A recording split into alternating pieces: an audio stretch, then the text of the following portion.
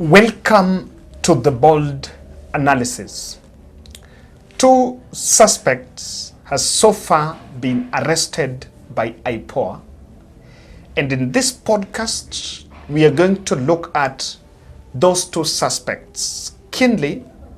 What exactly is the charge sheet? And these 2 suspects are James Mukhwana and Central Police OCS Samson Taaalam.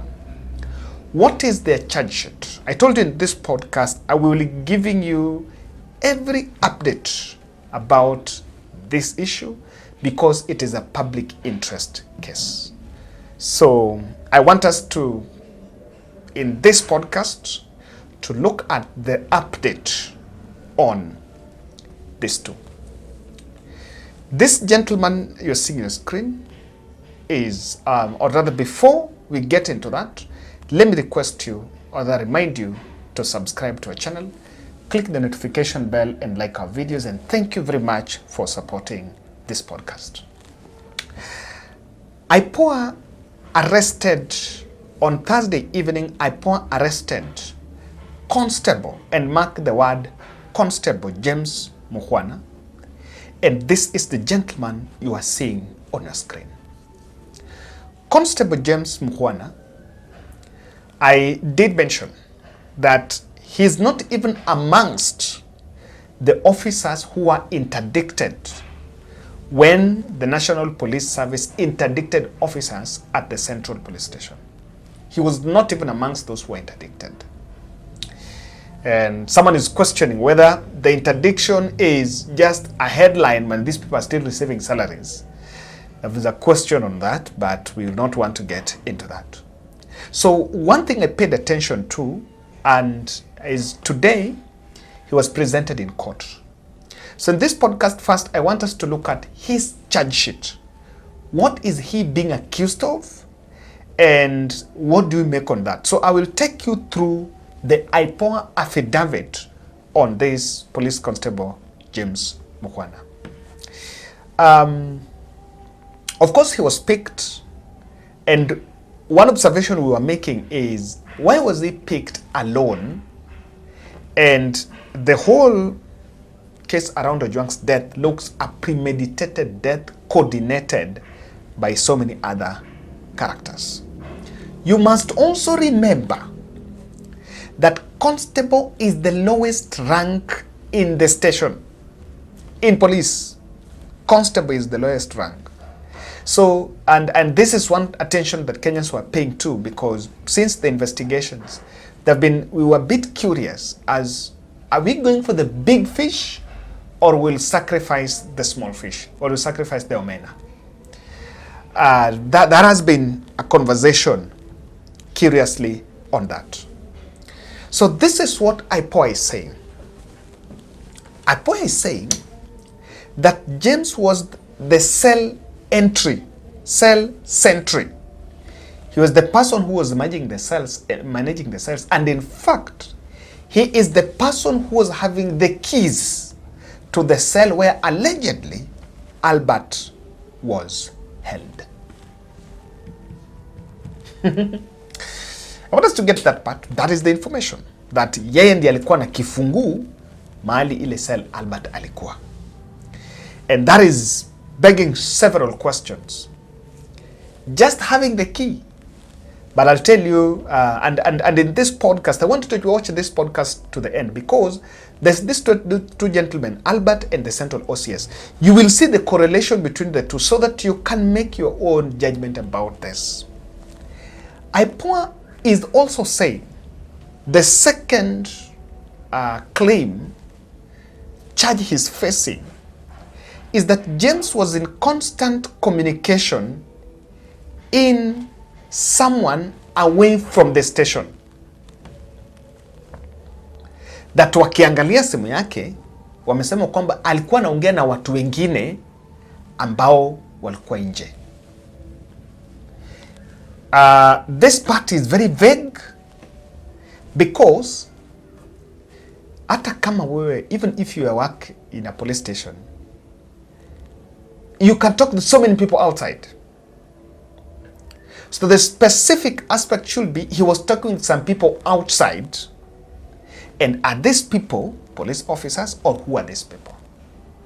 Because the charge on that point is curious. That is the other claim on James.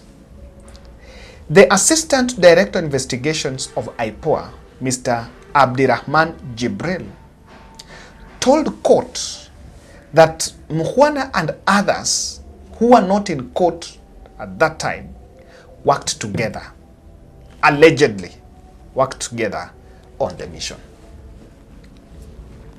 He is also accused of tampering with the CCTV footage the day the day Albert was killed. I'm very curious on this. This story about CCTV footage, it is what would have cracked this issue very fast. Too bad it was tampered with.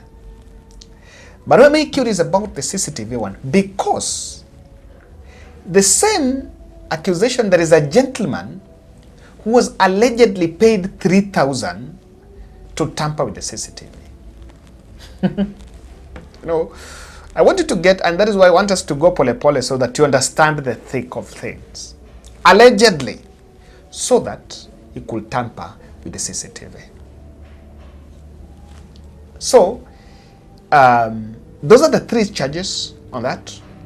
And the IPOA team demanded that he be detained for 20 more days. James Mukhwana, of course, was denied bail, and his lawyer, Danstan Omari, was putting IPOA in question, serious questioning. Two questions that you can also make your own judgment about it. Why rush to prosecute James Mukhwana when investigation is ongoing? Why target a low-ranking officer who cannot order anyone to do anything? Yes, I agree. The investigation will be taking a good direction if we are starting with the people we can place at the scene. And after placing them at the scene of crime, then we ask them on the chain of command. But remember, when you do something, even when you say, I was commanded by so-and-so, too bad. If the evidence can put you at the scene of crime, it doesn't matter who sent you. And that's why I feel for them. And just take a moment and listen to this call or this questioning by Danstan Omari. Have you attached any evidence showing attempted interference? But I did depend in my statement. I did depend in my statement. We are only asking a simple question. Yes. You depend because you have material that made you depend. Have you attached those materials before the court? Is it a yes or no? No. Thank you. Paragraph 30. What are you looking for? Paragraph 30, another reason? Other witnesses. The investigation is an applicant needs to interview other witnesses, including police officers from the station. And the respondent, being a police officer, if released on bail, is very likely to interview and influence the witnesses. You are saying you want to interview police officers? Yes. We'll go one by one. Okay. The first link is that you want to interview the police officers. No, other witnesses. There are other witnesses. Yes. And you have identified some of them are police officers. Yes. And confirm his rank is just a mere police constable. He has no authority over any police officer in this country. I can't say that for sure, because what I've deployed my statement is that this thing was planned and we have not reached there. Let us go systematic. Yes. I've asked a simple question that he will interfere with police officers. And I've asked you this question. The lowest rank in the National Police Service is a constable. And that constable has no power over any other. Some of my witnesses are also constables. The same thing with him. He can influence them. He can't That is the point I'm influence making. them. Have you produced any evidence to that effect? No. Thank you. Let's move to the next one. He says, he is likely to interfere. Have you put anything to show that? As an attachment? Yes. No. We'll be concluding that that is apprehension later. Let's move further. Look at paragraph 31. Yes. What are you telling the court? That the crime was planned, executed due to seriousness of the offense, and the completion of the investigations will require more time to carry out investigations. This is a very serious crime. True? Yes. Is there any crime that is lesser than any other crime? Under what parameter do you decide this is a serious crime, this is a light crime? Have you provided that? The sentences imposed, the sentences that each of us carries actually show the seriousness. Kindly confirm that this is an offense of murder. Yes. Which carries what sentence? Up to mandatory sentence of death. You are aware murder suspects can be jailed even for 1 day? Yes, depending on the discretion of the court, but it carries a maximum sentence of death. Let's proceed.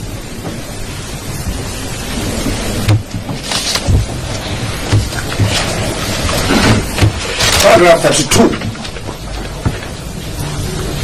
What are you telling the court? Key witnesses are police officers within police powers who from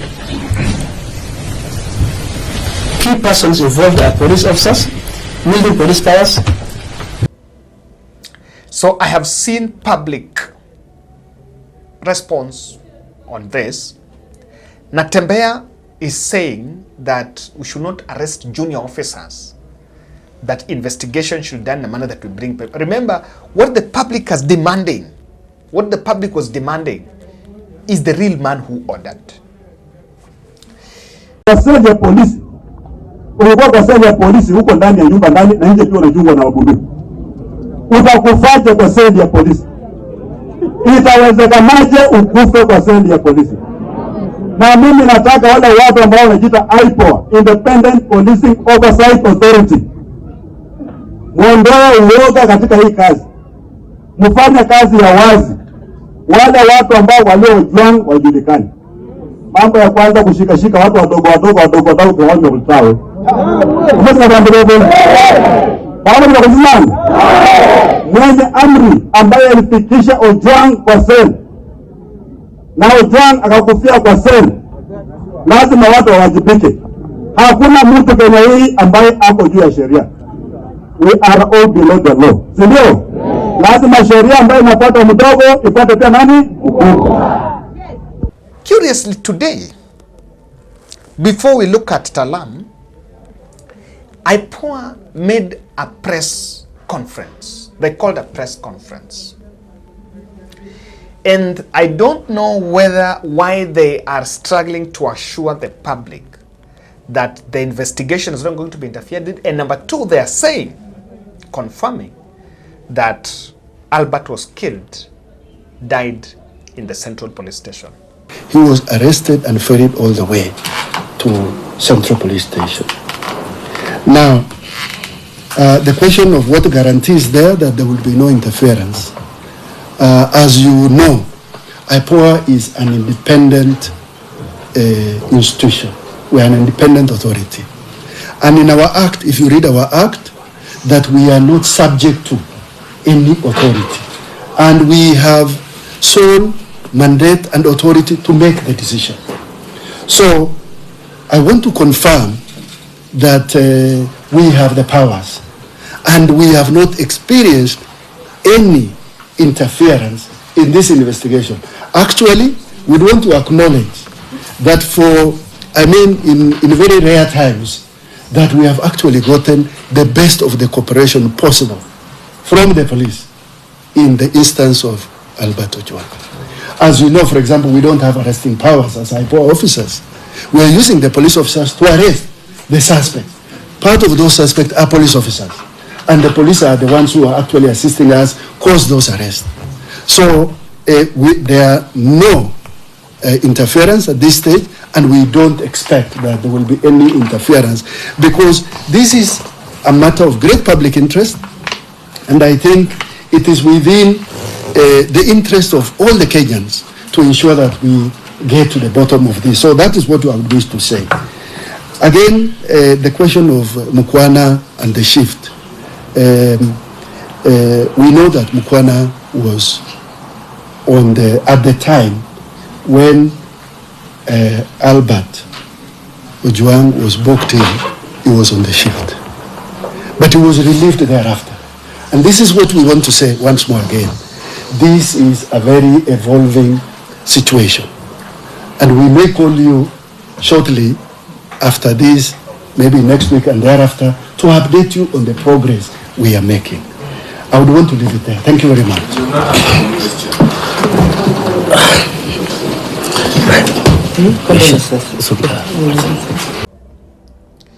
This is their pressure.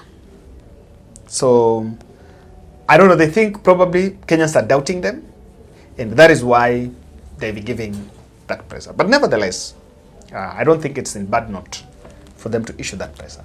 The other gentleman who was arrested on Friday evening is Samson Taaalam. Samson Taaalam allegedly arrested in Eldoret while trying to leave the country. Allegedly.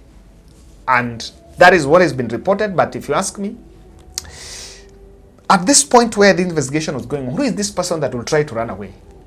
When you run away, you become the accused. Or probably there is something going on that the members of the public are yet to be told. But of course, I don't want to talk about what I don't know.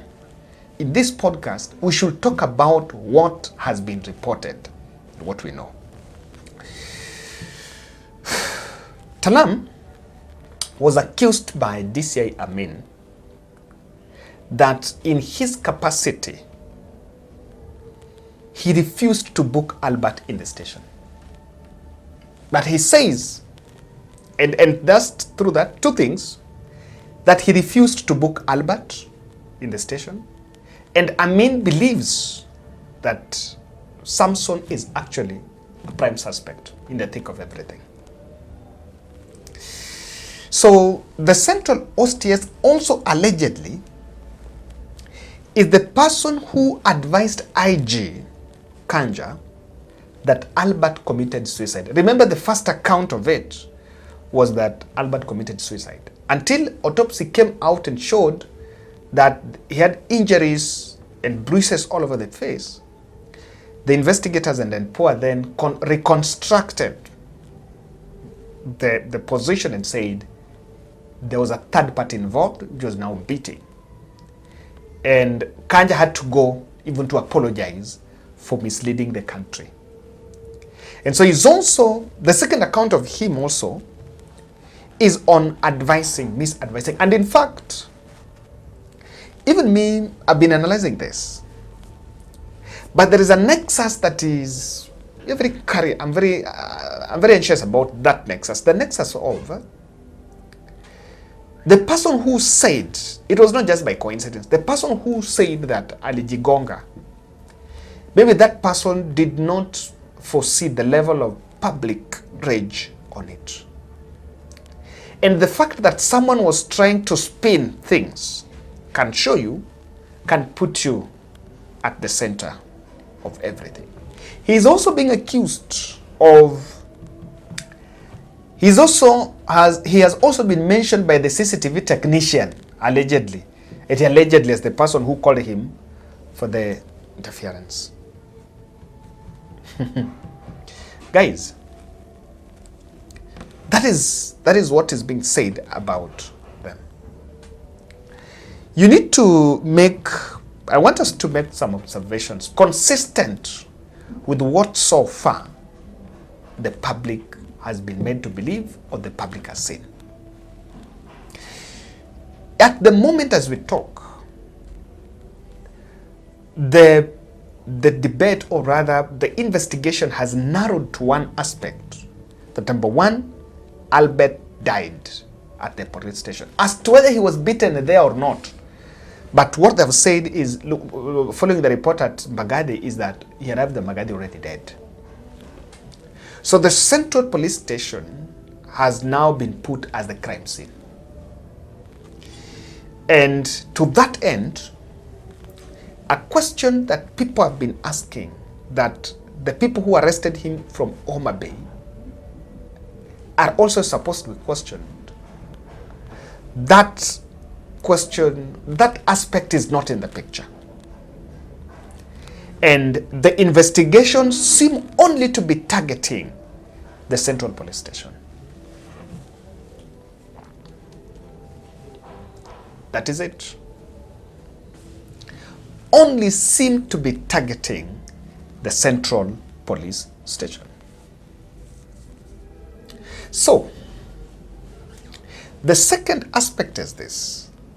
According to autopsy on the anatomy of deceased, he was beaten. There's a third party involved. And I think the investigation is screwing, or rather is narrowing the story to fall that everything happened at the station. And so the story of him being taken out to be tortured is being covered in a grand cover-up. Third observation. The public, the clarion call from the public is, and I think I've said this, and I'm still repeating, I cannot see the problem between the deceased and Mukhwana, a very junior officer. Ata wajuani. Probably they didn't even know. I cannot still say, I am not still seeing investigators pursuing the deceased complainant theory. Just a question. What is the motive of murder? And then when you go for motive, you will then make it wide open. In my observation, of course, this is the second arrest. I told you keep it in this podcast, and hata kama stop everything, so that the country knows. And then the reason why we are making this an exclusive coverage, because the members of the public, that is what they must see. In this case, we want to see the IPOA. And that thing I'm realizing is this. Guys, IPOA, if they're not careful, they're part of the cover-up. Either by design or not, they will be part of the cover-up. Why? And maybe it is designed so. I've heard the IPOA guys say they don't have the powers to arrest. I even heard the vice chair saying in parliament they don't have the powers to arrest. They still use police officers to arrest. I think moving forward, we must retweak the IPOA, probably an act of parliament or legislation or whatever that set up the act, the IPOA, the authority, so that they can be armed and be given powers to arrest. That will be important. But it still depending on the same police is a big issue. Thank you.